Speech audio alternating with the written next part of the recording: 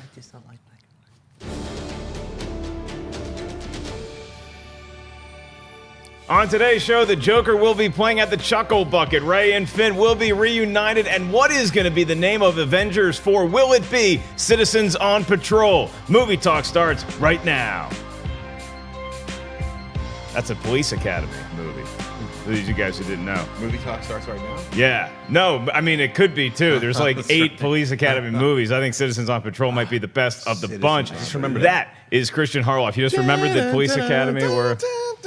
That is Perri Nemiroff. Right. That is Jon Schnepp. Yeah. I am Mark Ellis. We have a whole lot of fun news to get to on today's show. We'll throw some good debate in there, too. We kick off with the news that Heath Ledger played the Joker. Jared Leto played the Joker, and another A-lister could be joining the cast if you consider Joaquin Phoenix an A-lister, which I do, as far as acting talent goes. Now, the Joker's got a long lineage of famous people playing him all the way back to the great Cesar Romero, and now Joaquin Phoenix is hinting that he still is interested in playing the Joker, and maybe he's already cast. The production would hope to begin shooting this summer, as far as being produced by Martin Scorsese and directed by The Hangover's Todd Phillips. Now, Joaquin Phoenix doing the Joker, that's an experiment. And experimenting's fun, kids. Hell, I experimented this morning by going khaki vest on khaki shirt. Is it going to pay off? That's the fun of experiments. You just don't know. I think for Joaquin Phoenix, this would be an amazing career move because, let's face it, you're not winning an Oscar by playing the Joker. Nobody's ever winning an Oscar again by playing the Joker because they already gave out a Joker Oscar once. It's simply not going to happen again.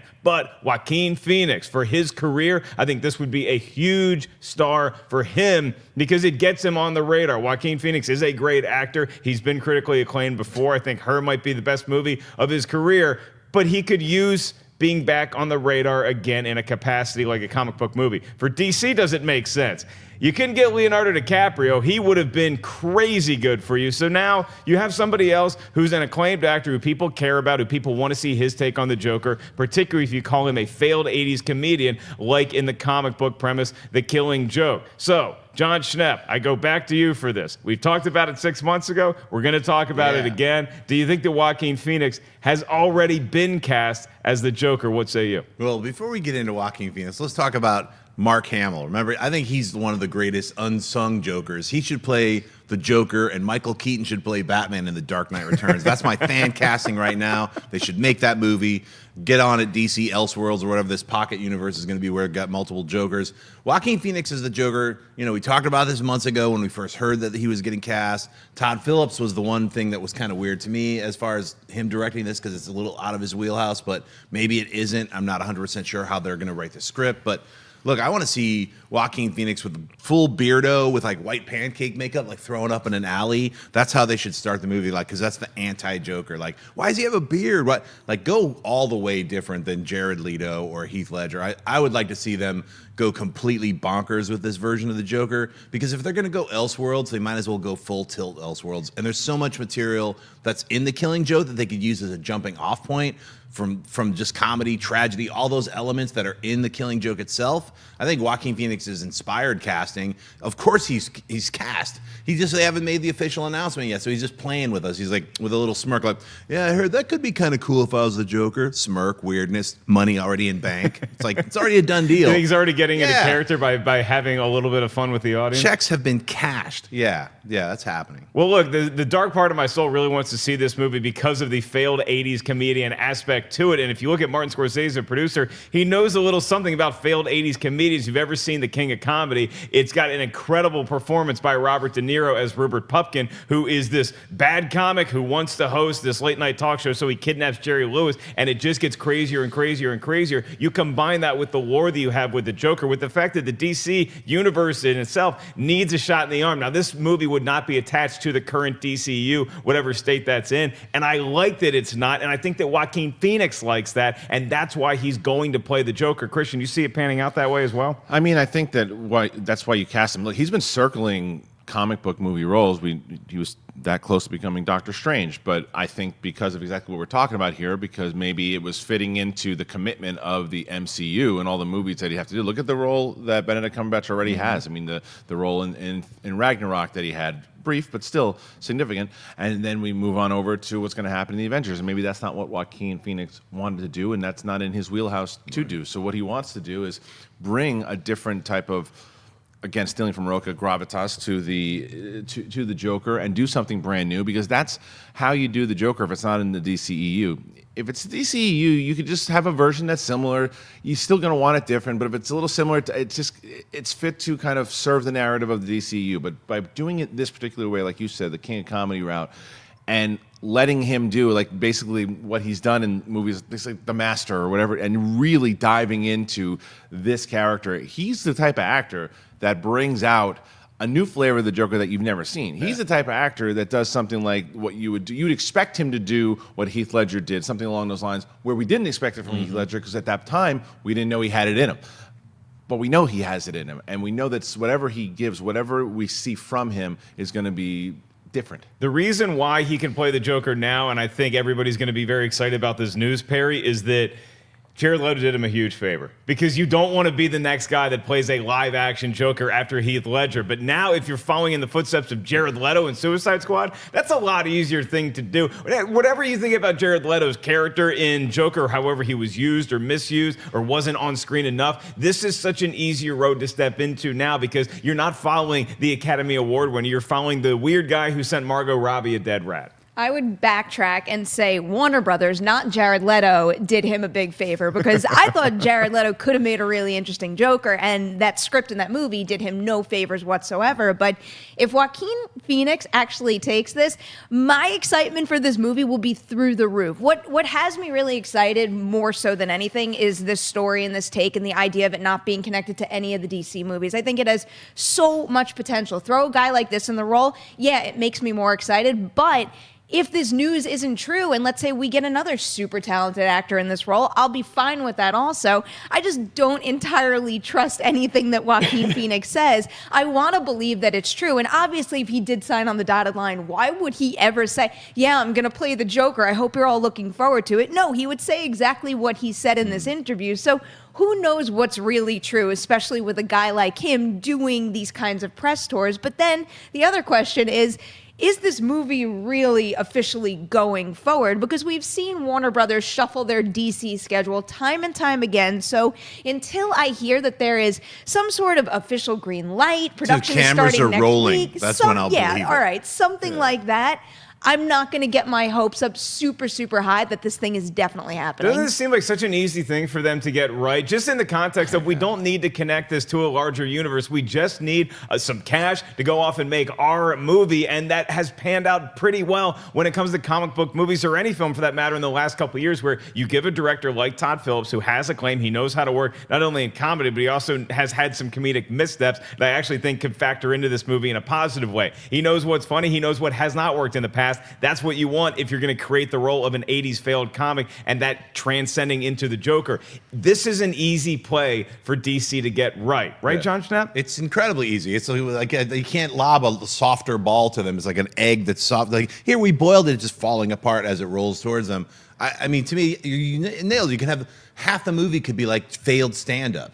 I mean, they could go totally weird with this, and I'd love to see that. I don't need to see The Killing Joke. I've seen it. Do you think that the audience, I don't disagree with you, I think that'd be interesting to see, but do you think that the audience that's looking forward to what they've seen in the Joker before would be disappointed? Because you, like myself, likes weird, quirky stuff sometimes to see that.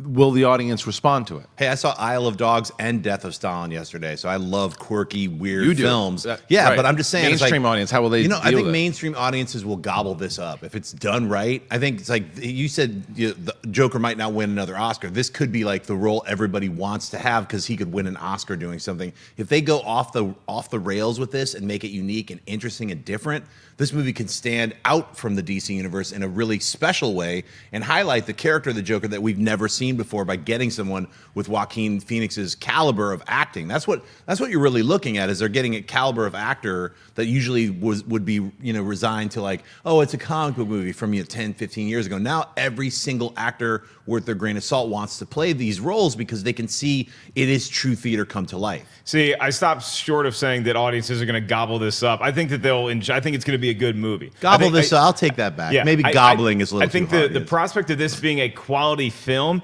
is very, very possible. Yeah. I doubt that this is going to be a blockbuster movie, which is, again, why I would say give them a little bit of cash. I didn't say back up the truck and dump a bunch of money in this production and try to launch a new shared universe with this movie. Just make a quality standalone flick. Let Scorsese do whatever he wants to do. Let Todd Phillips do whatever they want to do. Joaquin Phoenix is a great actor. He's not going to break the bank if you cast him in this movie. Don't break the bank with Batman. Michael Keaton wants to play Batman again. That's great. Just don't offer him $20 million like you did for Batman Forever. Make this a smaller movie, because the return on your dollar is going to be so much more profound as far as word of mouth goes than it is going to be opening weekend numbers.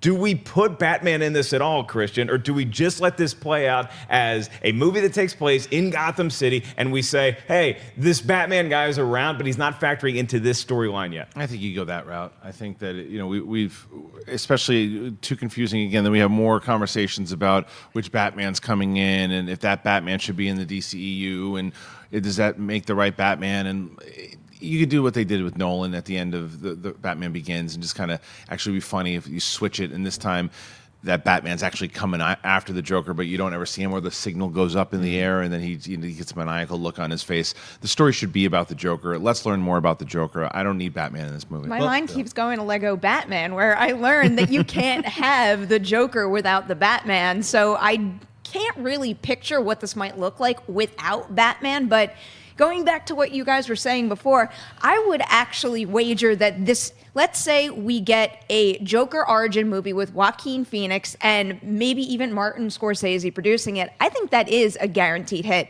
Maybe not a guaranteed hit along the lines of, let's say, Avengers type scale, but this could be another Logan or a Deadpool, especially if it's a good movie. And I don't think you necessarily need Batman to sell that. So if you don't need it and you have this brand and you have this really popular character and popular actor that could draw people in, good on Warner Brothers. Those are the kinds of companies and those are the kind of properties that should be taking risks to deliver new, fresh things that we wouldn't expect. Yeah, that's the interesting take on it, though. The reason why I think that it would be interesting not to have Batman in it, because with a movie like The Joker, you could go rated R, going off your point off of Logan and Deadpool, you can really go a different direction and go rated R with what the travesties that this guy does. Well, and I got stuff that 2 points. Gotham, which is on TV, which doesn't have Batman, and it's got every villain in it. And whenever the Joker or a Joker simulation, Jerome, shows up, ratings go off the chart. I mean, because people want to see the Joker. He's a great character. Number two, Warner Brothers their animated series, their movies are R-rated.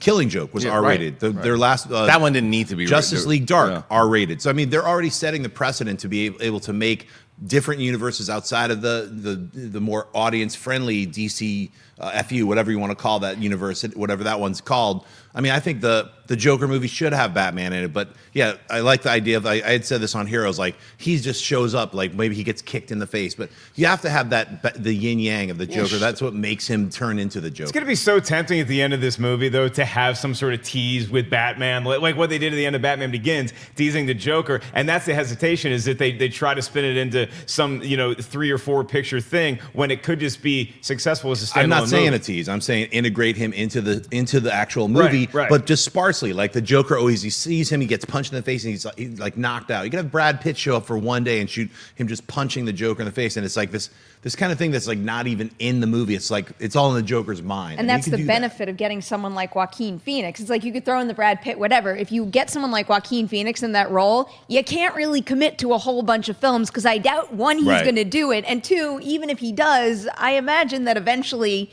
he's going to lose interest and be on to the next thing. And it's nice to have The Killing Joke is a one and done comic book. It's you don't have to know anything about the Joker, and it ends. It's a full story, so you could read it and never read another Batman story.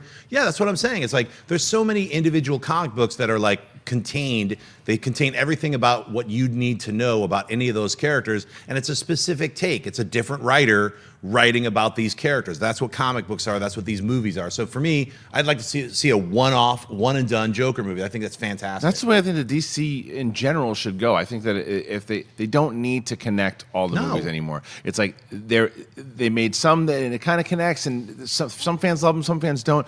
I think their best success with this stuff, if you look at the Nolan movies, you make just kind of one-offs and do movies like this, and I think they could overtake Marvel as far as quality of film if they do it this way by getting these types of films. If they don't worry about connecting everything. Yeah, guess what? Marvel's got the connection. You guys make the one and done, and all of a sudden you'll see people coming back to the theaters. Because DC villains trump Marvel villains. They trump them, and I think that if you go and you look at the way that they have set up with directors, and if they don't worry about what they've done so far, because a lot of people are worried about these standalone movies, I think it is brilliant, and I think that if it's executed, people aren't going to give a crap about the DCEU anymore. They're not going to want it. They're just going to want these standalone movies because it's like, okay, I can get a Joker standalone, and then I can get, because I do think that if I don't agree all the way through that Joaquin Phoenix will get bored right away if the role is interesting. If he feels that there's another story to tell, if at the end of this movie it's a one and done story like you guys are saying, then sure. But if there's ways that he wants to leave it open, of course. That's the best part about his quotes, is it isn't just about the Joker specifically and whether or not he's doing it. He did talk kind of at length about, I only do this kind of thing if I'm really into it and if it could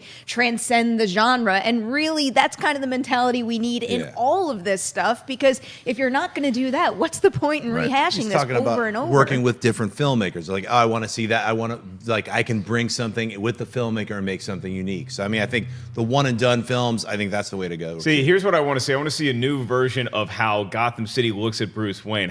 Because it's been hinted at Batman movies in the past that not everybody's fully on board with this winged freak that flies at night and scares villains, that he's taking the law into his own hands. I want to see how the streets feel about this crazy person that dresses up like a bat, and then maybe one night at a comedy club, Bruce Wayne drunkenly heckles this comic that's trying to do 5 minutes, and then that becomes the Joker. And it's played by Will Ferrell. Hey, Will Ferrell and Joaquin Phoenix had a great run on Twitter a couple days ago that was very fun. That was the coolest thing that Joaquin Phoenix has done, not teasing the Joker, but if it becomes a Joker, then you heard it here. Fourth. We're going to move on to Avengers. Speaking of 4, Avengers 4 is going to be a movie that's definitely coming out possibly next year. However, we still don't know what the title is, even though we're less than a month away from the release of Avengers 3, Avengers Infinity War. That in part is because Avengers Infinity War Part 4 could be a spoiler. The MCU head honcho Kevin Feige had hinted as much months ago, and then more fuel was added to the fire when a fan who goes by the Twitter handle at OCC Marvel said the fact that the Russo brothers won't give us the Avengers 4 title simply because it spoils Infinity War scares the hit out of me. And then one of the Russo brothers tweeted in response, "It should." Wow. That's really cool. I like that it's a spoiler. I also like the fact that they're not giving it to us, and I don't really want the title of the movie for a long time. That includes at the end of the credits of Infinity War, because you see that in a lot of comic book movies. It says Black Panther will return in Infinity War. Captain America will return in this. I want to know that some people are returning. I don't want to know the title of the movie they're returning in, because people are not going to be able to keep a lid on that. If this is a huge spoiler, then don't give it to anybody for a long time. Let everybody see Infinity War. Let us know how that plays out. Give us the proper due time to have a spoiler, because there's certain things that you can stop from spoiling from your friends.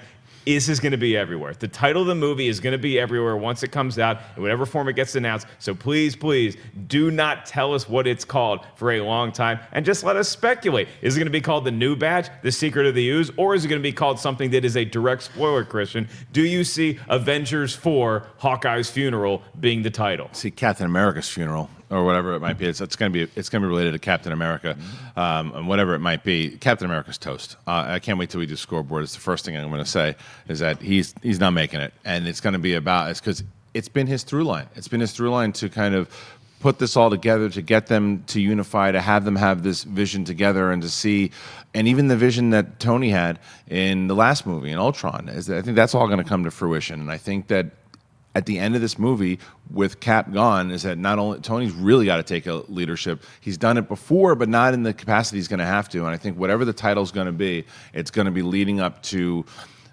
avenging the first Avenger.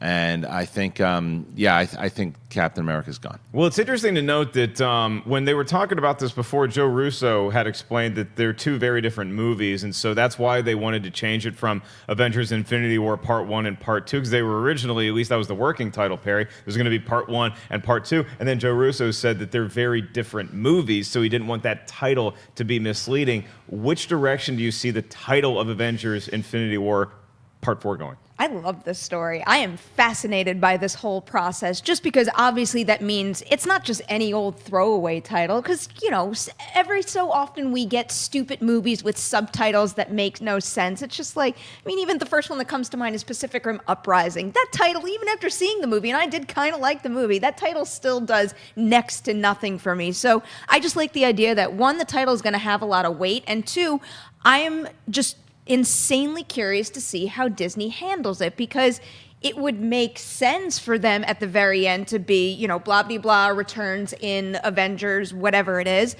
But that's a very dangerous thing to do. And I'm just predicting that, let's say they do that at that premiere screening whenever it happens, the world premiere screening, there is no doubt that there's going to be some press in that audience that runs home and gobbles up that SEO. So when that title is the big thing, they have it. And really, that's the mentality people have to run with in order to get SEO plays like that. So I don't think anyone would be able to stop themselves from doing that, and that would be such a shame. And then you have to ask the question, all right, let's say it gets past all the press screenings and nobody spoils it.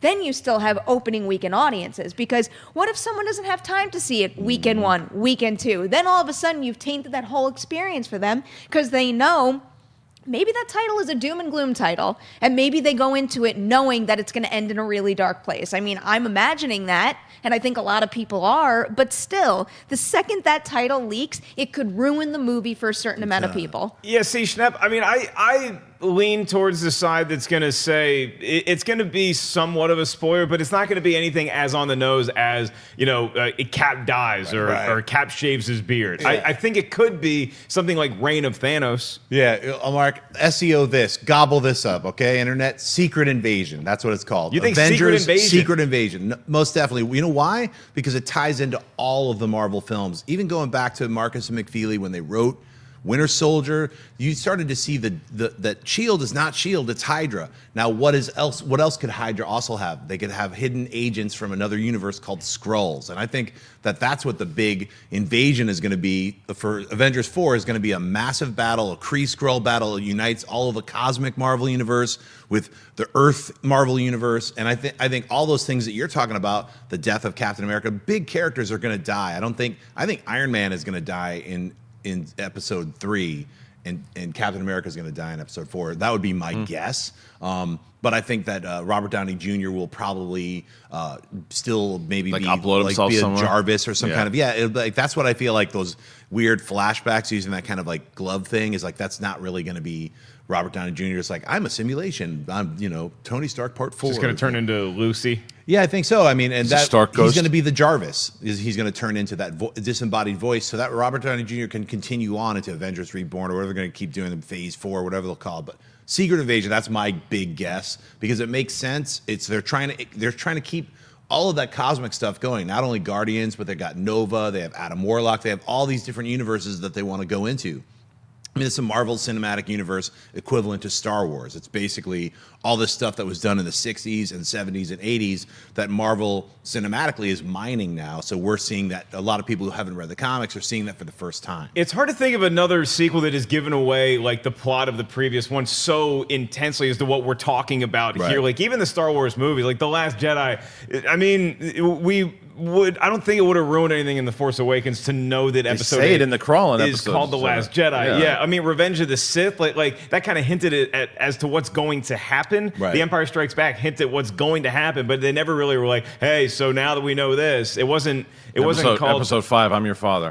Right. Episode 5, Alderaan's Dunzo. Like it didn't tell us that kind of stuff. Perri, you think it could be called Infinity Gauntlet? That's your guess? I'm kind of having a lot of fun with trying to think of a subtitle that has ruined the events of a previous movie now, and I can't really come up with anything. I got one, Porky's too. Porky's Revenge. We know they defeated Porky in the first movie. Well, there you go.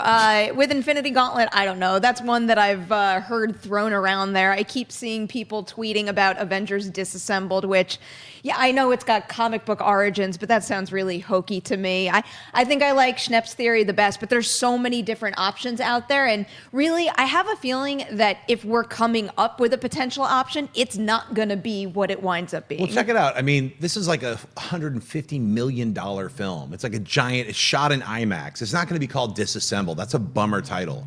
It's not gonna be something Infinity Wars, Infinity Gauntlet. What happens? It's too similar. It has to be something different. It has to be big, and it can be vague. Secret Invasion is vague enough that you guys don't know what I'm talking about. But since I've read the comics, I know what it is. So it's for nerds. So it's like the Russo brothers are nerds too. So Is they it know a that little people too inside though? Secret Invasion? It's not going to be inside. Once people have seen Avengers, Infinity War, or like any of these other You could have films. said the same about Age of Ultron. Yeah, that's what I'm saying. Like you guys know. I think they might have learned from their mistake with You Age know of what Ultron. Hydra is? I mean, this So is many like money. common And isn't knowledge that a now title that'll gain more traction once we get no Captain one knew Marvel what too? Infinity War was when they're what the hell's an Infinity War? All of a sudden, everybody starts reading those comics. Infinity Gauntlet, Infinity. This. So it's like, yeah, everyone will pick up on it. It's not like I'm they're just saying- never on board with the it's too inside No, it's not baseball. inside because at all. Everything. It's one of the arguments with Star Wars all the time. It's like if you set it up the right way and make it not inside for people, there's the risk of it if you Right. don't explain it the right way. Secret Wars would be Yeah. a title, but because Infinity Wars is, I don't think they're going to do 2 wars back to back because that was my original. But Secret Invasion The final takes chapter. parts from all of like Secret Wars, Invasion, all that stuff. So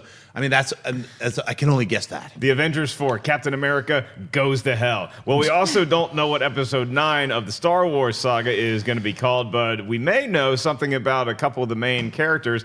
According to John Boyega, who is being interviewed by a friend of the show, an Allagash White fan, Ash Crossan, and he actually mentioned that at this past weekend's AwesomeCon that Finn is going to be reunited with Daisy Ridley's character, Rey. He actually is quoted as saying, I haven't read the script for episode 9, but Daisy did shoot me a text saying, oh my gosh, I just heard from JJ, and we're back together. That's what I'm really excited about is Finn and Rey back together again. Perri, does this make sense for our characters to see each other once again after they really didn't get any screen time together in episode 8? Absolutely. I noticed this on my first viewing of Force Awakens, and this feeling gets stronger and stronger every single time I watch it.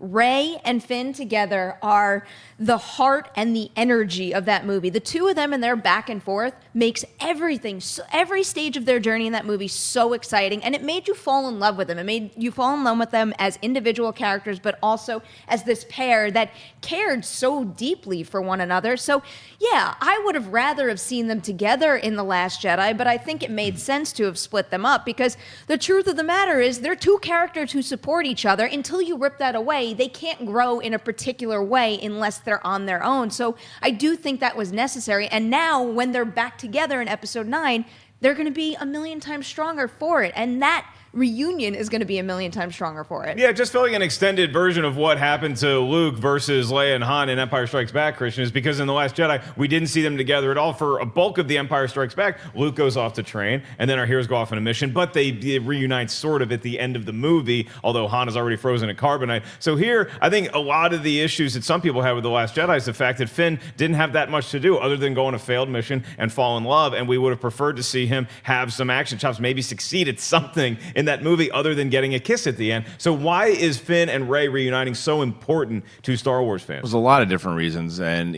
regardless, I still think Finn for the most part was wasted in The Last Jedi because I think that his storyline was my least favorite in the entire thing, and he was so good in the first one with Daisy Ridley, and I think that the other reason is why and this is not an insult, it's the truth, is that this is a comfort zone for J.J. Abrams. Like this is he really, it worked for him. He was comfortable watching the chemistry, using his direction to further the scenes because it was electric when they were on scene together. They have a very good relationship, and they had no screen time, and it served the story that was told in episode 8.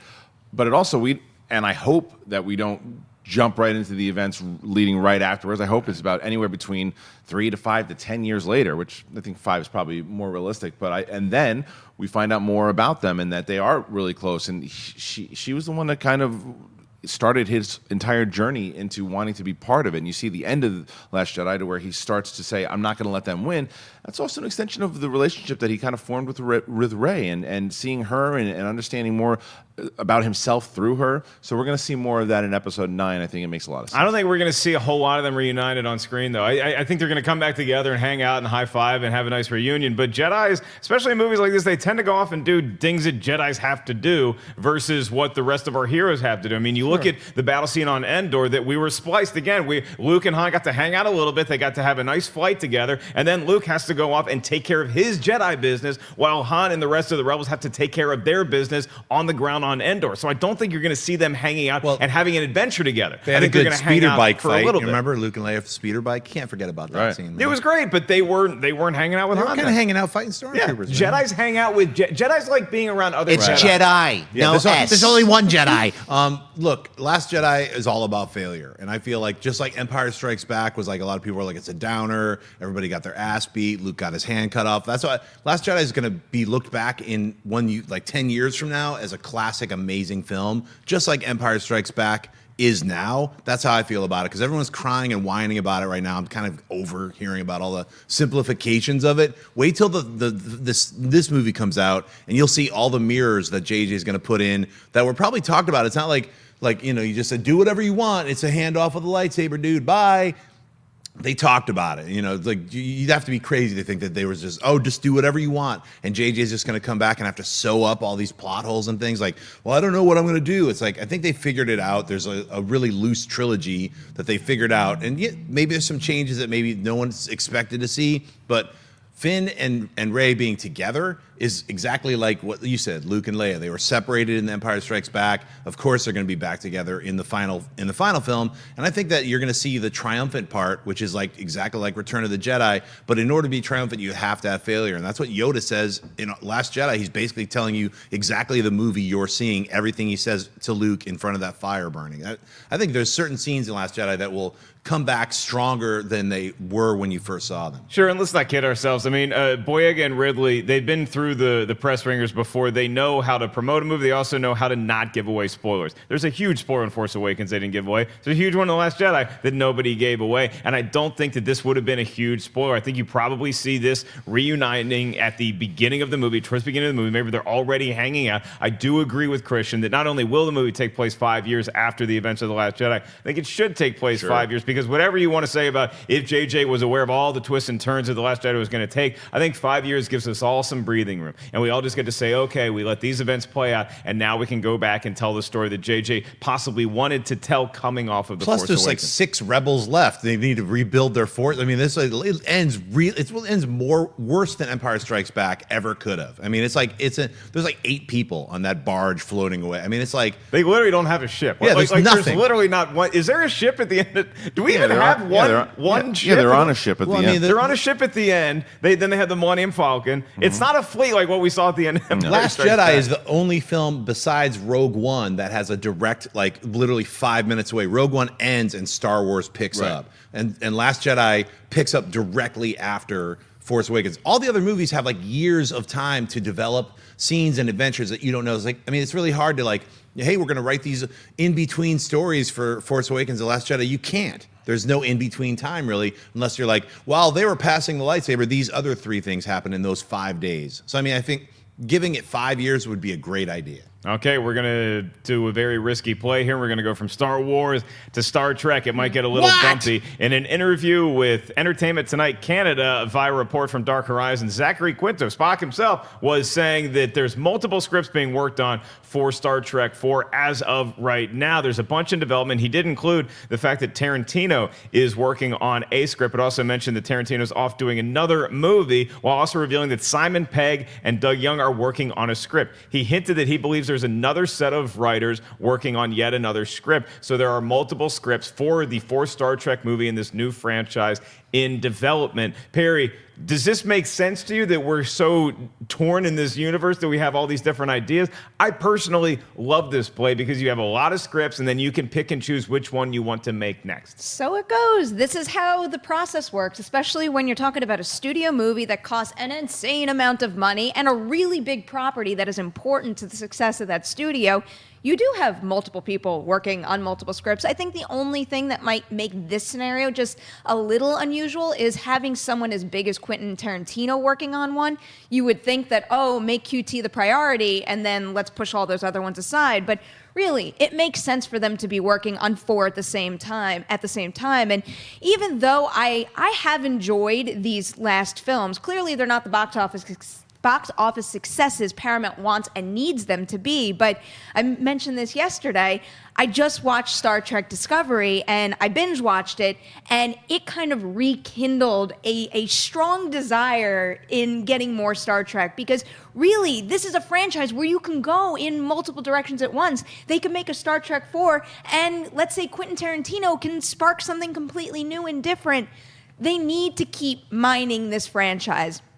It's not a rinse, wash, repeat type thing, or it doesn't have to be. So they might as well keep dipping their toe in this pool, whether it means doing Star Trek 4 right now at this time, going back to Chris Hemsworth right now at this time, or maybe doing 2 different stories at the same time. That's they can one do of the whatever rumors, they want. is that you're going to go back and have Hemsworth be one of the stars of the movie, which is an idea, a plot I'd be all for. I do like the idea of creating a new Star Trek movie, releasing it with a better date than what Star Trek Beyond got saddled with, which was right in the middle of during the week of Comic-Con. That's like the worst release date you could possibly have, because all the Star Trek fans are thinking about that, and there's so much competition coming in the summer. Release a Star Trek movie in January and February. If anything has been proven by movies like Thor Ragnarok or Black Panther, you can release a big movie like that at any time during the calendar year. It does not have to be piled into those packed summer months. Do you like that Tarantino's still working on a script, Schnepp, or do you think we could make a movie, and then after he's done with his Manson movie, then we could maybe see about making his movie? If they could get their act together, I mean, I feel like, yeah, I mean,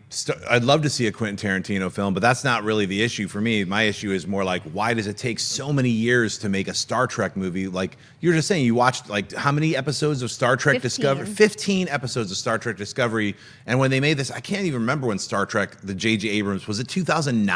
2009 was it when the first 11 one years came out, ago? I mean, That's 9 years. 9 years ago. Sorry, all the years are just too much for me. 9 years. It's almost Time 11. traveler, you. I've gone forward 2 years to 9 years ago. Still angry about it. 9 years People ago. in the future always stand like that. Yeah. I never understood. Why can't they go beyond time? I don't Good know. posture, I'm not going to better do that. posture. But look, Star Trek. I want to see more Star Treks. That's what I'm trying to say. Why can't they make one a year? Why can't they just write like they were writing for television and then add 3 set pieces, which is what every single goddamn movie is? It's like it's a television show with 3 massive set pieces that cost like $30 million But each. I mean, That's why they're Discovery had a $90 pretty million. big budget, and so maybe, and then Star obviously, Trek Beyond was a great TV episode. If they only made But it 5 cost more too of much them, money to I make know. that TV episode. But no, you said it best. They didn't advertise it right, and they put it in between like 50 other films. That movie should have made a bucket load of money, and I should have already seen Star Trek 5 by this point. I feel like the 4th one, they can't get that together. Come on, Simon Pegg has already written an episode that's probably better than the Star Trek Beyond episode that he wrote. So I mean,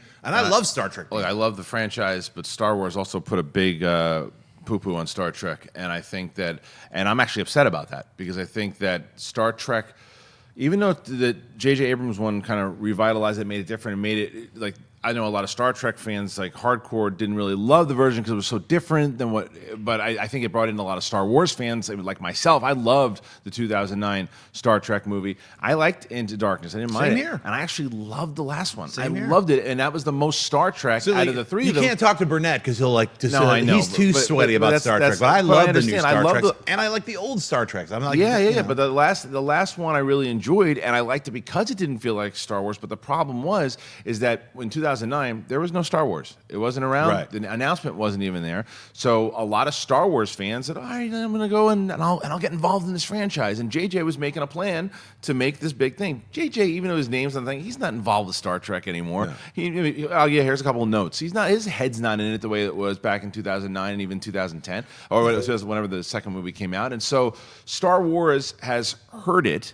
And I wish that wasn't the case, because I like what they're doing. I like the cast that they have. I like the story they were telling. The third one, I really enjoyed, and I think it's underrated. It's great. And, you know, it's funny you mentioned JJ because obviously he did Star Trek and then he did Star Wars. But we've talked about this before. Star Trek is literally just the story of Star Wars. He just draped Star Trek over it. It's literally. But not the last one. The last no, one was I so know. Star Trek. Yeah, I agree that's with you. what I'm saying. Yeah, he was yeah. like literally like, no, I'm going to make my own Star Wars and Yes. call it Star Trek. And then he's like, oh, I can do Star Wars? See you Gobble. later. We're going Right. to keep using that word this episode. Just make a great trailer, called pick Gobble a Talk. good release date, and for God's sakes, do not use sabotage in the first trailer for the new Star Trek movie. and you're going to be fine. We're going to save some time at the end of this show for your live Twitter questions. Go ahead and start tweeting us at Collider Video. Use the hashtag Collider Movie Talk. And a quick reminder that our top 10 Spielberg movies, we're all the way up to number 4. The number 4 best Steven Spielberg movie of all time dropped this morning. Check it out right now on Collider Video. Do you agree? Do you disagree? What movies should be higher? What movies should be lower? Let us know your comments across all of our social media platforms, including Instagram. Follow us at Collider Video on Instagram and participate in our new show, Caption This. We have a lot of shows around here. Perhaps the most competitive of the bunch is a little thing called the Movie Trivia Schmodown. Kristian, we have a monster team match today. Tell us about it. It's a number 1 contender match. You got Above the Line, Sam Levine and Drew McWeeny versus MODOK, Matt Atchity and Gray Drake. They go head-to-head. Both teams were that close to dethroning the current champions, the Patriots. Whoever wins gets a shot at the Patriots probably sometime in June. So it's going to be a big match. Current champion Sam Levine on Above the Line. So if you haven't checked out a Schmodown before, this one is the one to go and check out because it's going to be a barn burner. You know, I was watching the college basketball men's championship last night after the movie. Congratulations to Villanova. Congratulations to the women's national champion, Notre Dame as well. All of those players, a lot better than John Roca, JTE, Matt Nost, and Jeff Snyder. Is this basketball thing going to happen, though? I don't know if anybody knows that, but Ellis and I do the Harloff and Ellis show, and we're talking about those guys. They're going to have a 2-on-2 basketball game between Snyder and JTE and I saw some pictures of them holding a basketball. Roca and Nost, and they're going to play, and we might do it for a cash prize. Yeah, cash. We'll talk about who's putting the cash up for that. Perri Nemiroff, how do you see that matchup going down? So I've played some basketball with Roca. He's terrible, isn't he? No, he's not. He's not terrible. We played some 1-on-1, and the guy is a bulldozer. And Jeff Snyder and JTE aren't the biggest guys ever, so I think that Roca has a good shot. Okay. If it's full contact basketball, yeah. Right. I mean, if it's just like throwing hoops, like 3-pointers. Right. JT can shoot. That's what I'm saying. You got to be a shooter. Yeah. That I didn't know. That could be a game changer. If it's about that, man, I'm going to take everybody. Well, here's the other thing. I'm a 3-pointer dude. We're going to try to find a spot to where we can actually invite fans that they can come and watch and be like, white man can't jump. Yeah, don't worry. It's not going to be full contact. I will be refereeing the match, and then whoever wins the match, you're going to end up losing because maybe I pick a teammate like a Perri Nemiroff, and then we challenge whoever wins. We'll see how that goes down. Fine with that. I put 5 trophies up at the Comedy Store for a reason. Who do you guys think will win? That's the big thing. Yeah, comment right now. Let us know who you think is going to win the basketball game that may or may not actually happen. Oh, it's going to happen. For a $10,000 pot that won't from his bank account. From Kristian Harloff. Dino's Pizza today. Our Twitter question today comes from our old pal Chris Woodburn. He says, after Avengers Infinity War, what film do you think will be the next highest grossing movie of the summer? Interesting you bring that up on this Tuesday, Chris, because tomorrow we have a special episode of Movie Talk where myself, Mark Riley, and basketball's John Roca are going through. We're going to go through each month. We're going to say May, June, July, August. We're going to lump Avengers Infinity War into May to count it with the summer, and we talk about the box office. So enjoy that episode because none of you are cast on that episode as of right now. What movie do you think, starting with you, Jon Schnepp, will be the next highest, and are you giving Avengers Infinity War the summer crown right now? Well, it seems, I mean, unless the movie comes out and is universally panned, we're like, we didn't know it was this bad. And then people are like, it would still make $500 million. Even if it got 2 on Rotten Tomatoes, I've got to go see for myself, superhero pose. I'd love to see that reaction. Like, we didn't know it was going to be this bad. I couldn't, the mind is boggling. Must still see it. I mean, look, everyone's going to go see the movie. It's like, it's going to make the most money ever. I don't even know. I can't even. $2 billion, easy.